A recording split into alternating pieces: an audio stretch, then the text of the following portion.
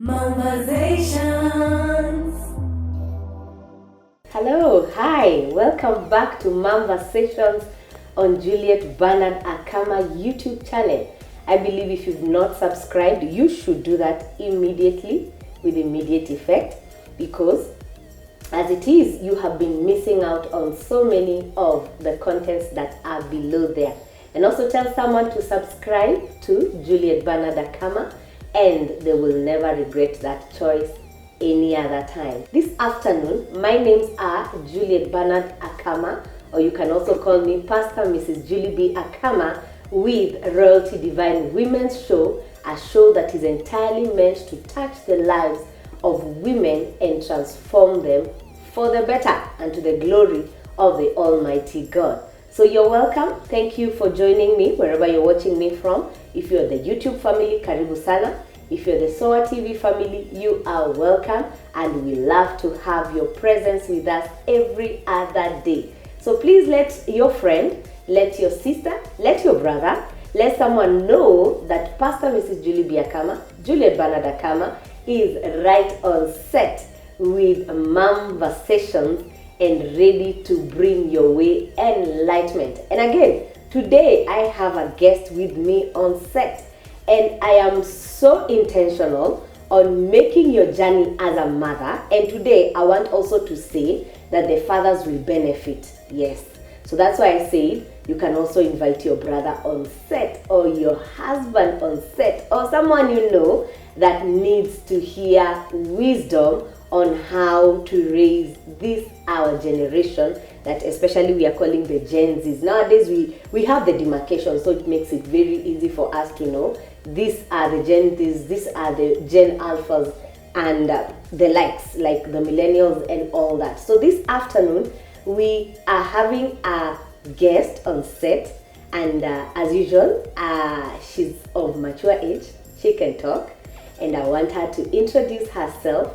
And today our topic is on parenting now versus in the olden days, and we are going to give a differentiation of what we mean by now and in the olden days as we continue. So let's put our hands together as we welcome our guest. Karibu sana. Thank you, ma'am. Lovely to have you on set. Thank you very much. It's amazing to always have someone on. You know, when you have an hour to talk, yes, and you're alone, you know, you can understand, you're yes, set alone. Yes, I so do. When we have when I have a guest, it becomes very interesting, and I love it. Mm-hmm. The warmth on the set is amazing. Mm-hmm. So lovely to have you on set. Thank you. Thank you for coming. Thank you for making time. Please introduce yourself. Let us know who you are and what you do, and whether you are also a mom.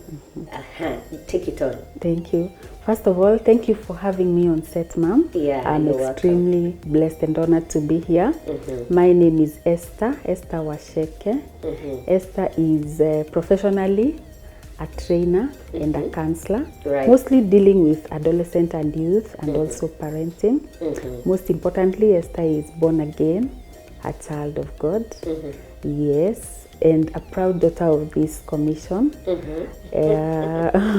And I am mm-hmm, a mom of 3. Right. I have 2 Gen Zs, 2 teenagers, uh-huh, and 1 Gen Alpha. I'm a proud mom to 3 wonderful children. Wow. Yes, and I'm happy to be here. Wonderful. And to discuss this topic. Wonderful. Yes. Karibu sana. Now you understand why it is important that we have Esther on set, as we have been really on the discussion of MOMVERSATION. MOMVERSATION is all about moms, all about raising kids, all about the fun, the ups and the downs of being a mom, basically.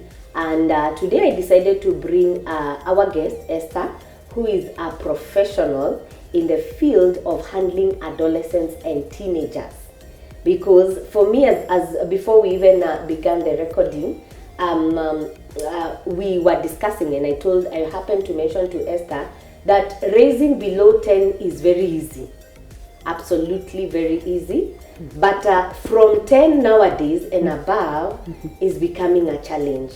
So we'd like to hear from a professional my own is out of experience. I have a 15-year-old and a 13-year-old. So when I come on MOMVERSATIONS with Asha and Divine, or I come by myself, I come with the experience that God has given me via raising these children, discussing it with you. But when we have someone like Esther, she'll be able to give us the thought pattern, the psychology of adolescence, the, how to handle a teenager in the way they are made and molded, to be able to understand them. Because most of the time, we don't understand them. That's how they feel. My children keep on telling me that all the time, that we are worlds apart, we are generations apart, and that's why, Mom, you're not understanding us. So why did you choose the path of adolescents and teenagers as a counselor? Is it out of passion? Is it a calling?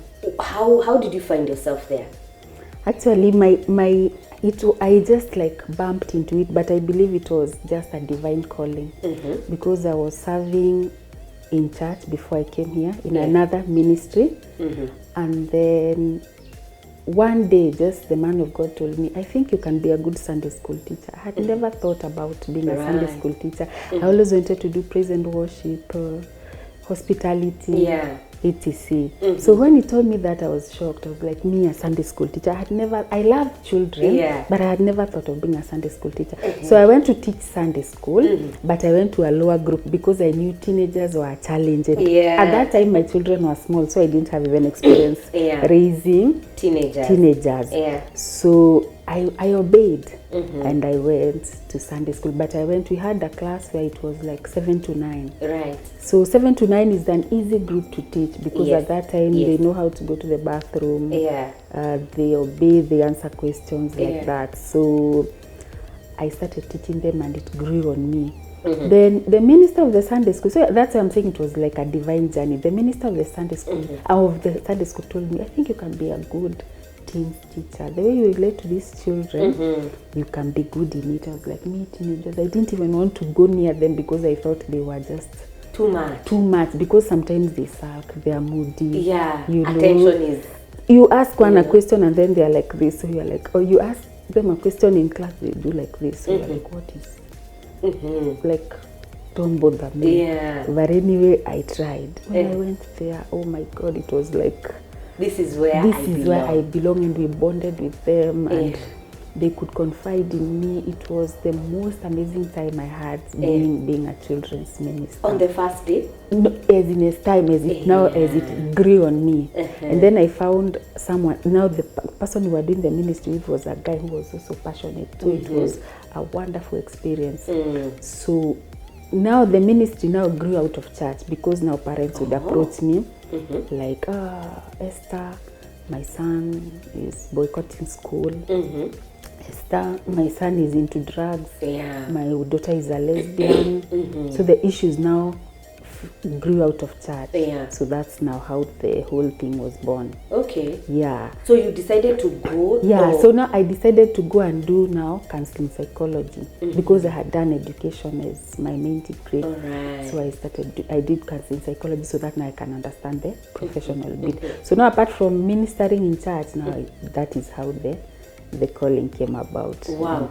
And yes. Counseling psychology specifically for teenagers? No, I just did general. I did a general degree in counseling psychology. But now it grew my interest in adolescent and youth. Wow. Yes. And of course now parenting, because you cannot do the children without involving the parents. So I did also in that area.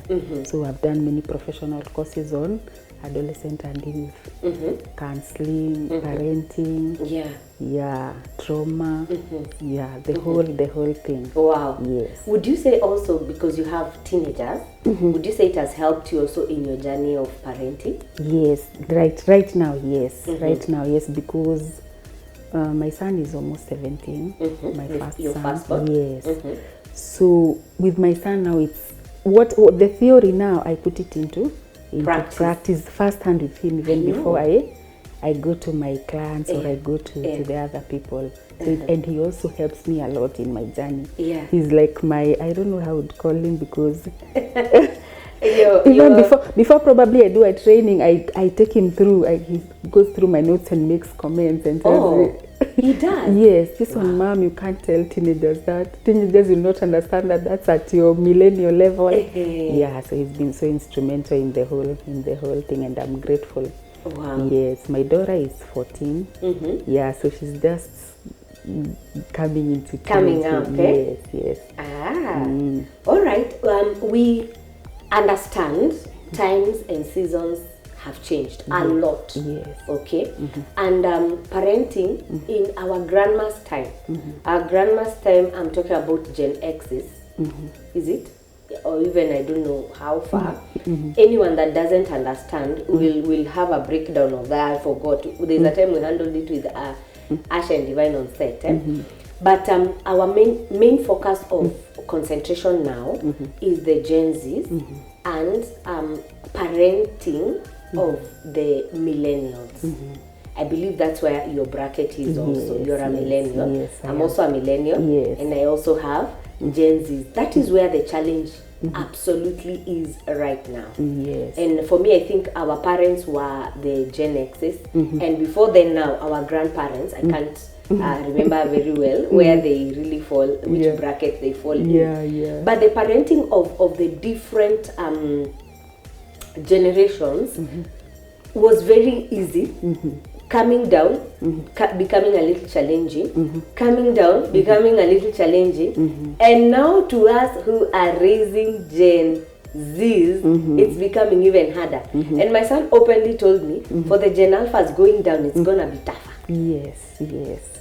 You agree? I agree, because my younger son is 9, and it's more, I require more stamina and more capacity to raise him than the two older ones. So really? It's true. Yes. What do you mean? He's very strong-willed and very aware and very empowered and very forceful. So I also need to build a lot of capacity as a mom to raise him. Yes, and he's even more, more of a handful than the brother who is almost 7. Yes. So that's true? Yes, it is. And generally, have you interacted with the Gen Alphas in one way or the other? Yes, Are they all like that, or it's just him? Because children differ. Okay, for him, children differ. There are some who are more, but generally, as in general terms, the Gen Alphas are more, and with the CBC now, CBC has also like messed them up. You know? Yes, so they are more.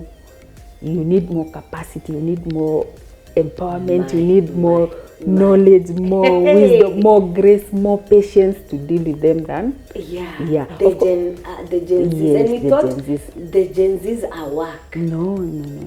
Not really. Not really. Wow. So I think as it's going down now, parents need to be more woke now. Yes.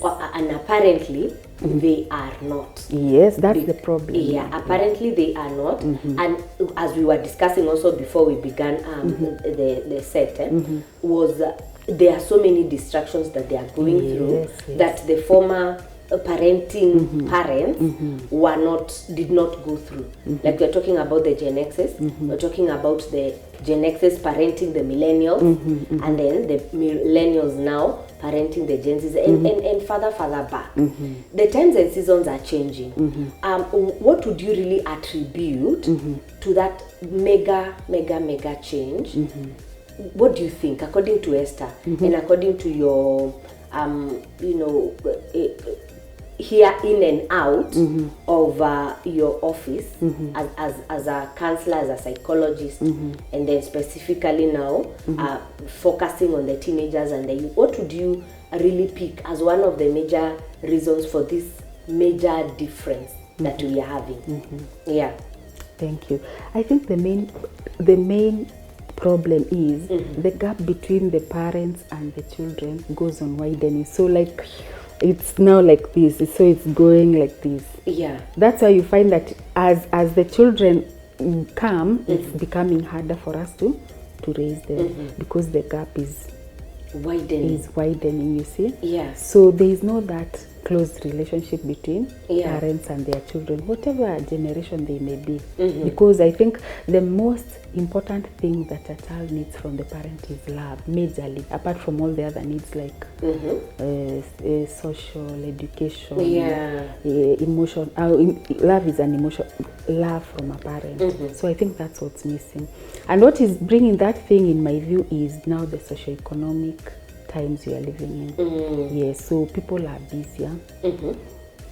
People are busier. People busier looking for money. Looking for money. Money has now become like the main number one. Yeah. And all others come below. Yeah. So that clamor for money, for things, material things. So we have neglected so many other things in our lives, and parenting being one of them. Yes. So the moment you don't have that quality time with your child, the moment you don't show that child love, that is what is bringing out the rebellion, the frustration, the anger, the going into drugs and substance abuse. That's the thing. Yeah. So if parents, if you start with your child, not even before they get to teenage, right from, if you are a mother, right from when the child is in your womb to right from when they are in the womb. In the womb. Right. Do you know that is where the interaction begins? That is where you start communicating messages to your child that life is good, life is peaceful, the world is a good place, or the world is chaotic, life is chaotic.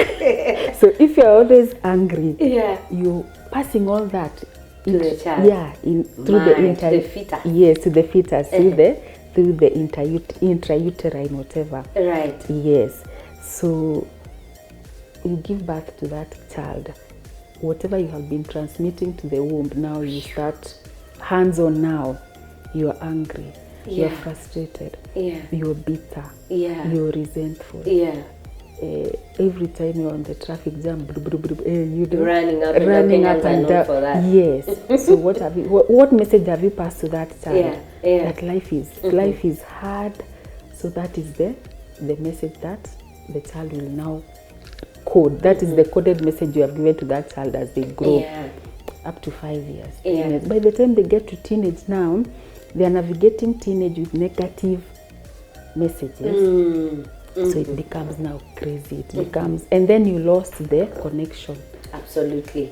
You lost the connection somewhere along the way. So you are like in two worlds apart. Yes. Ignorantly, many parents ask, especially male, the fathers, father figures, they carelessly ask, are we gonna eat love? Even when the wife is demanding for attention or asking for attention, they're like, we can't eat love. Love cannot pay rent. So it is important. In what aspect, when you talk about love, like break it down, what do you mean? Because everyone would say, I personally love my children. So Esther, what are you saying? What more would you I mean, I love them because I pay their school fees. I love them because I pay their rent. I love them because I love them. I've had that thing. You know, you can't say you love someone. It's not up to you to decide that you love them. The beloved is the one who should feel love and acknowledge that you love them. Because you can't love someone the way you want to love them. You see, you love someone the way they need to be loved, or the way they require to be loved. You get. So most of the children don't even care that you pay for them fees. They don't take them, or you take them to international schools or a group of schools or academy. They don't care. They just want to know mommy or daddy or the guardian. You know, some children are also raised by guardians. So we acknowledge that. They just want to know that they love me. They are there for me. They see me. They hear me. They understand me. You see, that's the that's the basic need that any child wants. Not a big house. You can find a child in a slum who is more loved and happier than a child in Runda. Right. I'm not saying that living in Runda is bad. And that's where now you're talking about the breakdown now starts. From the fetus, all the way to a teenager. because today we are talking about teenagers and parenting then.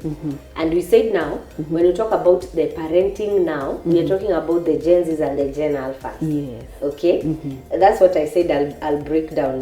Yeah. When we talk about the now, we are talking about the Gen Zs and the Gen Alphas. Yes. And then who are the parents? The millennials. Yes. Okay, so I think it's clear enough now for someone to flow with us. Because the parents of the millennials already are the Gen Xs. Yes. You know, now they are retiring. Yes. They did their part, now they are grandpas and grandmas. But funny enough, even if they did their part, the effects are trickling down to the Gen Alphas.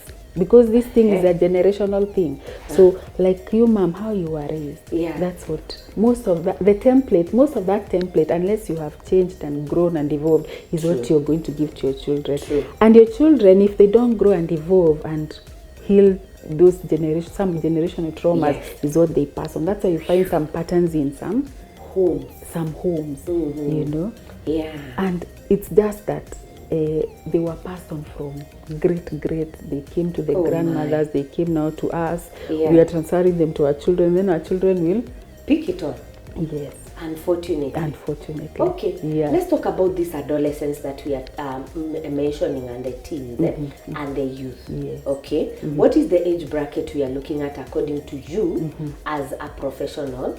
And let's get to really understand them before we go now into your tips, okay, or your secrets on parenting, because that is our main goal today. Then we'll pick it up from there. What, as a professional, what do you mean by an adolescent? What do you mean by a teen? What do you mean by the youth? What is your age bracket, maybe for the parent who needs the clarity? Yeah. So when you talk about adolescents can go anything from 9 to 10. Okay. Yes. 9 to 10. Yes, up to even 18. But now when you come, then there is the preteen. So the adolescent still there is the preteen. So the preteen can be 9 to 12.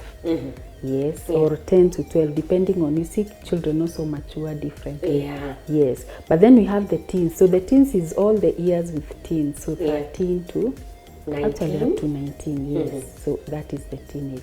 So when you talk about the youth, it can go anywhere between 13 to 25. I think the government also puts it up to 35. Yeah. So that's the thing. So it's relative. It's like someone already married. Yes. So it's a relative term. Okay. Yes, but for maybe for a discussion, we can put it at 25. At 25. That is basically someone who's just cleared campus. Yes. Like how many years? 2 years or thereabout? Yes, someone who's just cleared campus or is clearing campus. Yeah. Yeah, let's put it 13 to 25. Yeah. Yes. Okay.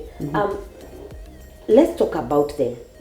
Especially in the generation that we are focusing on, in the Gen Alphas and the Gen Zs. Why are these people becoming so difficult to raise?